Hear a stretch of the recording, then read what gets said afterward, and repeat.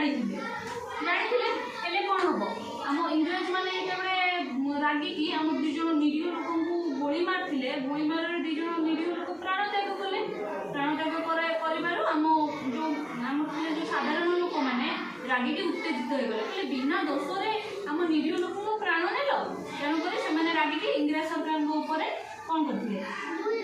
ହଁ ନା ଇଂରେଜ ସରକାରଙ୍କୁ ଘେରାଉ କରୁଥିଲେ କାରଣ ମାରିକି ସେମାନେ ଆମ ନିରୀହ ଲୋକଙ୍କୁ ମାରିଛନ୍ତି ତେଣୁକରି ତାଙ୍କୁ ଯେତେବେଳେ ଘେରାଉ କଲେ ଇଂରେଜମାନେ ବହୁତ କମ୍ ଲୋକ ଥିଲେ ଆଉ ଆମର ଗାଁର ସବୁ ଲୋକ ଯେତେବେଳେ ଘେରାଉ କଲେ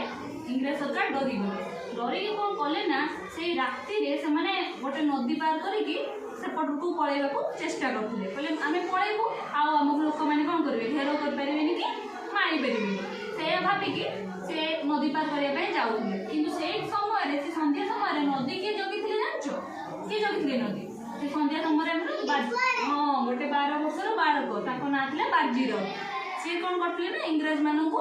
ଆମର ଡଙ୍ଗା ପାର କରିନଥିଲେ କିନ୍ତୁ ଇଂରେଜମାନେ ରାଗିକି କହିଲେ ଆମକୁ ଡଙ୍ଗା ପାର କର ନହେଲେ ଆମେ ତୁମକୁ ମାରିବୁ ଏହା କହିକି ବନ୍ଧୁକରେ ତାଙ୍କ ମୁଣ୍ଡ ପଛକୁ ମାରିଥିଲେ ରକ୍ତସ୍ରାବ ବି ହେଲା ତଥାପି ବାଜିରାଉତ ଏତେ ସାହସୀ ଥିଲେ କି ତାଙ୍କୁ ଡଙ୍ଗା ପାର କରିନଥିଲେ ଡଙ୍ଗା ପାର ନ କରିବା ଦ୍ୱାରା ଇଂରେଜ ସରକାରଙ୍କ ଭିତରେ ଜଣେ ଇଂରେଜ ସରକାର ଥିଲେ ସେ ରାଗିକି କ'ଣ କରିଥିଲେ ନା ତାଙ୍କୁ ଗୁଳି ମାରିଦେଲେ ବାଜିରାଉତକୁ ଗୁଳି ମାରିଦେଲେ ଏବଂ ବାଜିରାଉତ କ'ଣ ହେଲା ସେଇଠି ପ୍ରାଣତ୍ୟାଗ କରିଦେଲେ ବାଜିରାଉତ ଯେତେବେଳେ ସେଇଠି ପ୍ରାଣତ୍ୟାଗ କଲେ ସେ ବହୁତ ଛୋଟ ବାଳକ ଥିଲେ ତେଣୁକରି ସେ ଇଂରେଜମାନଙ୍କ ଡଙ୍ଗା ପାର ନ କରିବାରୁ ସ୍ୱାଧୀନତା ସଂଗ୍ରାମୀ ହିସାବରେ ଗୁଳି ମାର ଖାଇକି ପଡ଼ିଥିଲେ ତେଣୁକରି ଆମ ଦେଶର ପ୍ରଥମ ସ୍ୱାଧୀନତା ସଂଗ୍ରାମୀ କିଏ ବାଜିରାଉତ କିଏ କହିଲୁ ତୁ କହିଲୁ